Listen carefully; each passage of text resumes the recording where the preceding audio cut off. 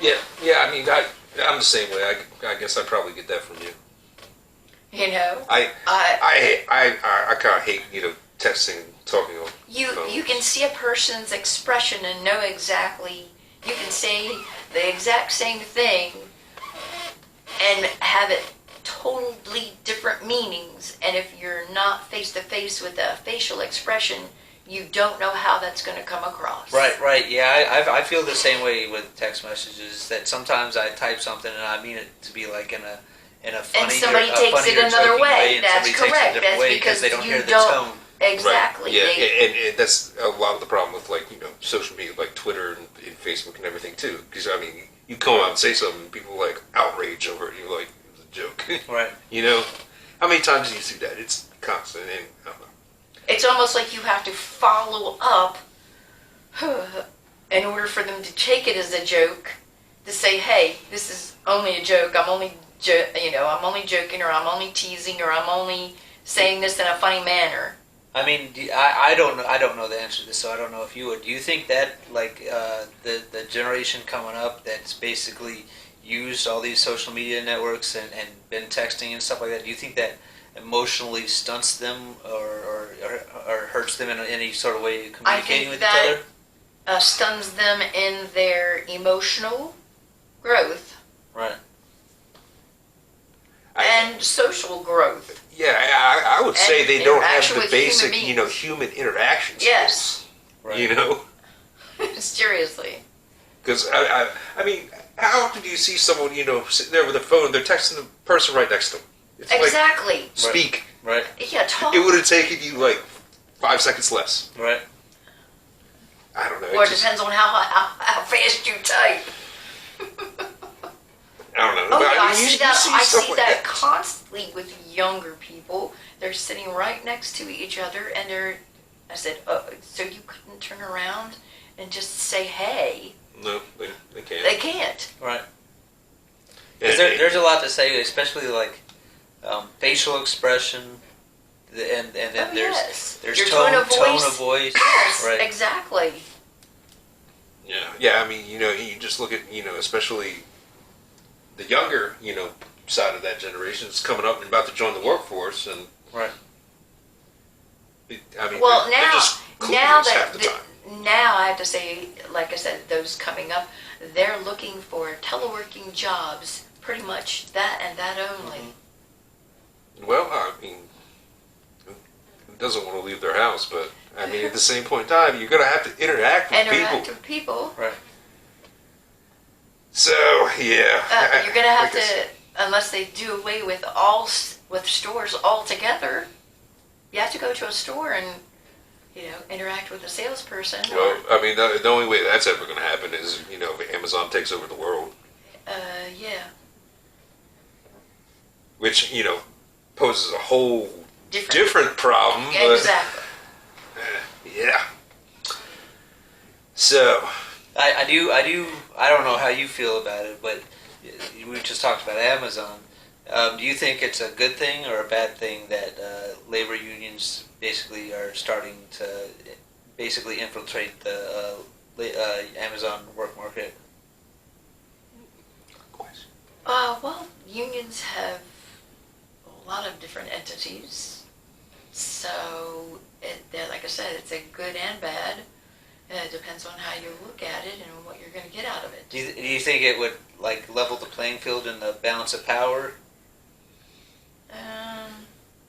Possibly, but like I said, it depends on what you negotiated for. Okay, I'll say this on this issue. I've heard some horrible stories of the working conditions in these particular, warehouses and everything. I think it will be beneficial for the employees. However, as the consumers, we will see cost go way up. Rise, yes. Take that as you will. It's a balance. I think it's do you want good working conditions or do you want cheap prices? I mean, I think fair prices for that the workers, because basically if Amazon is just taking over and they control all the job market and stuff like that, they can treat you however they want to. and basically you become just basically like slave labor, like a lot of people in China when they're building phones or creating shoes or whatever they make. So I think the labor union will affect the balance of power if they can continue moving forward through Amazon.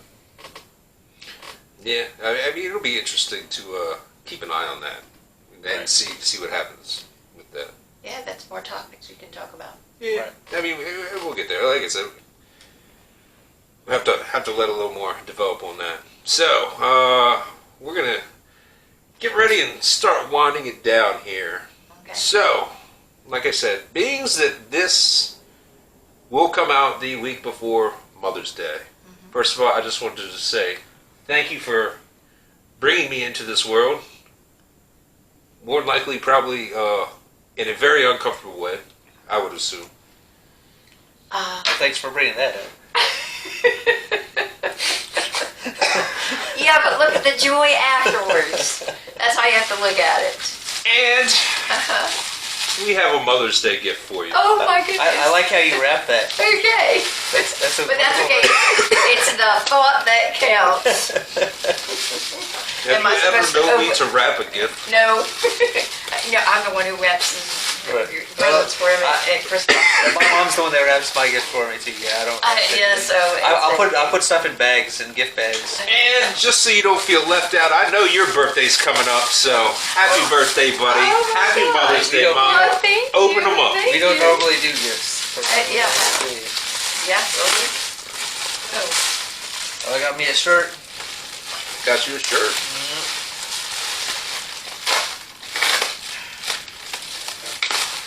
Size matters. I'm just glad it's not dicks on the front of the shirt. I'll tell you a funny story later.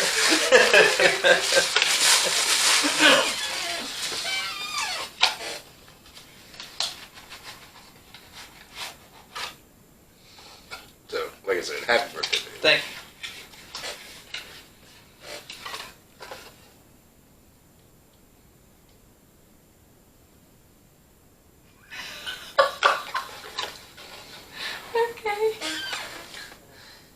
I hope this candle smells better than... Alright. It's hilarious, obviously. If you can't read it, hold it up to the camera, let them see them.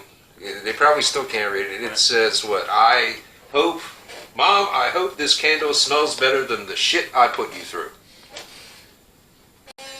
Well, I will treasure this, and I thank you ever so much. And it was a pleasure bringing you into this world, even though it was a little painful since you were almost, like I said, almost as much as I weighed. I weighed 10 pounds and 9 ounces coming into this world. I was actually hoping that the candle showed up and it didn't smell like shit. Yeah. So thank you very much. You're welcome. Like I said, happy Mother's Day. And I just, in honor of Mother's Day, I have one final question for you. Okay. Do you have any advice for mothers out there of this era, generation, that you would like to pass on along to them? Yes. Tell your children that you love them every single day. Always emphasize the good things that they do, and if there's anything negative, turn that into a positive. Happy Mother's Day. Well said, well said. Well said. Any final thoughts there, Casey? Nope, I think that also known as Ginger Tut. I think that was beautiful. Snap, crackle, pop. Rice Krispies. All right, well, we'll just go ahead and bring this episode to an end right there. Once again, Mom, thank you for joining us here this week. Well, thank you for having me. Oh, anytime. Open door policy. Ladies and gentlemen, I'm also joined here by Casey, who's got a fresh new shirt. And ladies and gentlemen, I am, of course, Gregor Guy, depending upon how you know me. And everyone out there watching, enjoy the rest of your week. Happy Mother's Day. Happy Mother's Day. Yes, forgot about that.